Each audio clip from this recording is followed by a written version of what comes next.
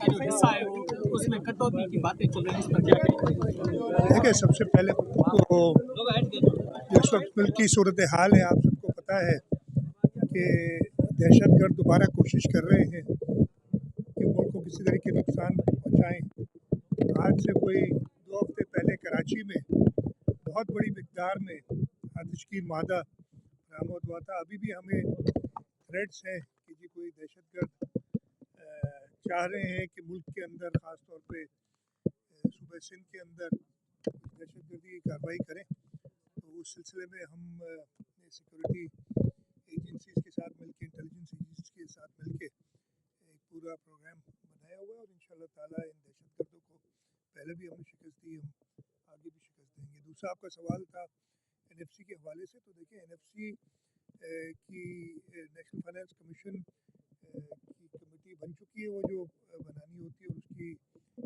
چل رہی باتیں، اس میں ڈفرینٹ الگ الگ قسم کی تجاویز، اور ان تجاویز میں یہ بھی ہے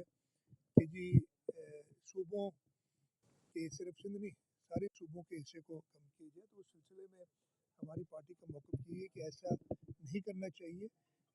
ہم نے جس طریقے سے صوبہ سندھ نے اپنے ریسورسز کو بڑھایا ہے، خاص طور پہ سیلز ٹیکس اور سروس کے حوالے سے، اس طریقے سے ایف پی آر کو بھی چاہیے کہ وہ اپنے ریسورسز بڑھائے، اور اگر وہ نہیں بڑھا سکتے تو سندھ حاضر ہے اور صوبے حاضر ہیں، صرف سندھ کی بات نہیں کروں گا، بعد میں ختم تک ہے یار، حاضر ہے کہ وہ اپنا کردار ادا کریں، اور انشاءاللہ تعالی ہم افہام و تفہیم سے سب وہی فیصلہ کریں گے جو پورے ملک کے فائدے میں ایکسٹرا جوڈیشری کلنگ کا ایک واقعہ پیش آیا جس میں 2000 زرعی زمین آبادی رکھنے والا پیپلز پارٹی کا ورکر بھی تھا، اس کو جو ہے سو پولیس نے جو ہے بکری چوری کے الزام میں دیکھیں جو واقعہ ہوا ہے اس کی انکوائری چل رہی ہے، اس کی انکوائری، جو باقی انکوائری جو ہوم منسٹر خود اس کو مانیٹر کر رہے ہیں، اور انشاءاللہ تعالی جو بھی اس میں اگر کوئی کوتاہی ہوگی، کسی کا قصور ہوگا تو اس کو سزا ملے گی۔ دوسرا، سیون شریف کا میلہ حضرت لال شہباز قلندر کی کمان صوبہ سندھ کے وزیر اعلیٰ کے پاس ہوتی ہے، کسی اور کے پاس نہیں ہوتی۔